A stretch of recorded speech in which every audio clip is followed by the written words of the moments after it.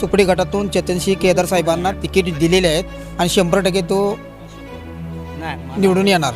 चेतनसिंह केदार येणार की काय म्हणते काय? तुम्हाला सांग 2-3 दिवसापूर्वी त्याने आमच्या गावात बैठक घेतली होती. बरं. त्यांनी समजा सर्वसामान्य माणसाने विचारलं तुम्हाला काय अडचणी प्रत्येकाने सांगलं मला डीपी पाहिजे. त्याने लगेच दुसऱ्या दिवशीपासून काम चालू केले. गेल्या वर्षात आमदार झाल्यापासून कुठं नारळ सुद्धा फुटला नाही गावात, कुठं काय नाहीच. नाही 100% चेतनसिंह केदार निवडून येते.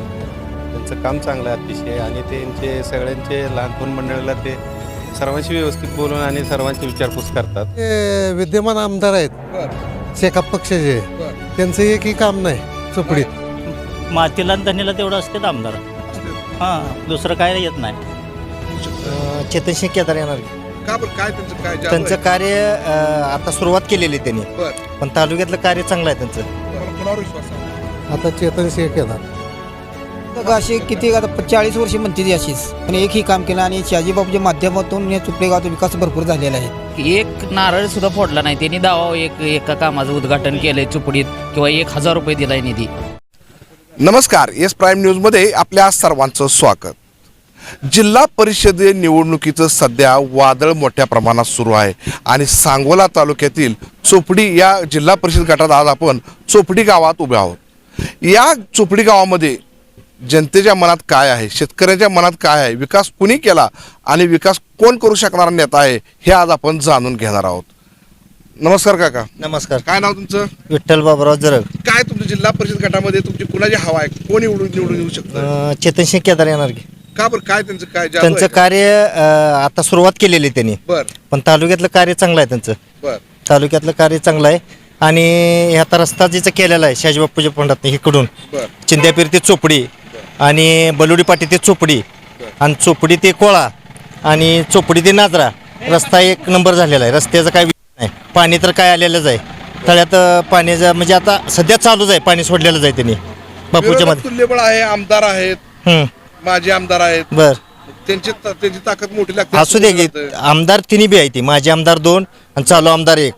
जशी त्यांनी आमदार केला विधानसभेला, विधानसभा कशी लढवली त्यांनी वेगळ्या पद्धतीनं. कुणी बापू, दीपक आबा आणि बाबासाहेब देशमुख बर. ह्या तिघांनी वेगळी लढवली ते नाही. बरोबर. त्या पद्धतीने आता जरी लढवली असती तर मग अति आनंद झाला असता आम्हाला चोपडी गटात. पण एकत्र झाल्यामुळे जरा गडबड आहे ना. गडबड म्हणजे काय नेमकं? गडबड म्हणजे एकत्र ह्याला बघितलीच का तुम्ही, नगरपालिकेला बघितलीच एकत्र झाल्यावर कसं होतंय ती. बर म्हणजे आता पण तशीच होणार असतं मला वाटतं. आता 100% होणारच, त्यात काय वादच नाही. नगरपालिकेची पुनरावृत्ती 100% होणार. एकीकडे झाल्यावर काय होते, मग तिघांनी त्यावेळी का लढली, मग आता पण शिंग लढायला पाहिजे ना. काय नाव तुमचं? शरद उद्धव बाबर. काय वाटतं तुम्हाला जिल्हा परिषद निवडणुकीसाठी कोण येईल असं वाटतं? चेतनसिंह केदार येणार की काय पण नेमकं काय आहे? तुम्हाला सांग 2-3 दिवसापूर्वी त्याने आमच्या गावात बैठक घेतली होती. बर त्यांनी समजा सर्वसामान्य माणसाने विचारलं तुम्हाला काय अडचणी प्रत्येकाने सांगलं मला डीपी पाहिजे. त्याने लगेच दुसऱ्या दिवशीपासून काम चालू केले. डीपी आणून पडले जातं रस्ता आता बघा इथं मुरुम आलाय बघा, ते चालू आहे रस्त्याला. त्यामुळे चेतनसिंह केदार 100% निवडून येणार चोपडी गटातून. तुम्हाला काय वाटतं? नाही 100% चेतनसिंह केदार निवडून येतील. त्यांचं काम चांगलं आहे अतिशय आणि त्यांचे सगळ्यांचे लहानपण मंडळाला ते सर्वांशी व्यवस्थित बोलून आणि सर्वांची विचारपूस करतात. हेच त्यांचं काम चांगलं आहे सध्या. आणि बाकीचे म्हणले तर दुसरे कोण अजून इथं चोपडीत आले सुद्धा नाहीत. आले सुद्धा नाही. हां, विरोधक कोण त्यांचे आलं सुद्धा नाहीत, अजून कोणी कोणाला विचारत पण नाही. पण चेतन साहेबांचं काम एकदम चांगलं आहे सध्या. तुम्हाला काय वाटतं? जिल्हा परिषदेसाठी चेतनसिंह केदार.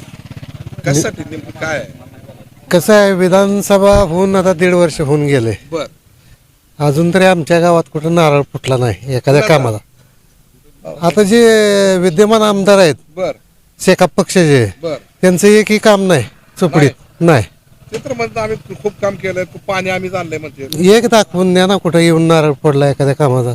बर मग गावाला विकास पाहिजे. विकासाच्या दृष्टीनं सगळ्या गावांनी बदल केला. आता जुनी जी परंपरा होती बर ती थोडक्यात मोडीत काढली. आता जुनी परंपरा म्हणजे कुठली?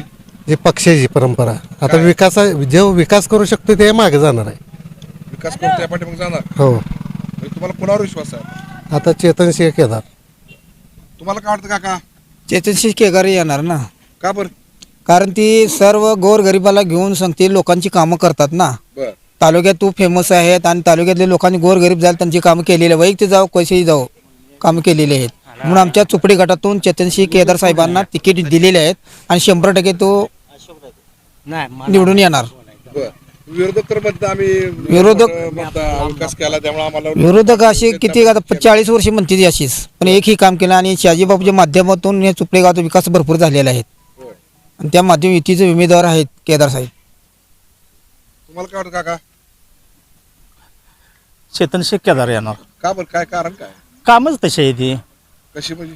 आता 2 दिवसातच नुसतं काय अडचण आहे ते सांगा म्हणल्यानंतर डेप्या जोडून कामच डेप्या चालू केल्या. बरं. परत रस्त्याचं काम चालू केलं 2 दिवसात. मग इथून पुढे तर काय मग आल्यानंतर तर काय बोलायचंच काम नाही. विरोधक तर म्हणतात आम्ही खूप विकास केला चोपडी गावचा. काय केलंय? काहीच केलं नाही. या 1.5 वर्षात आमदार झाल्यापासून कुठं नारळ सुद्धा फुटला नाही गावात. कुठं काय नाही जण. मातीला आणि धनीला तेवढं असते आमदार. असते. हां, दुसरं काय येत नाही. एकाच होतो का आता?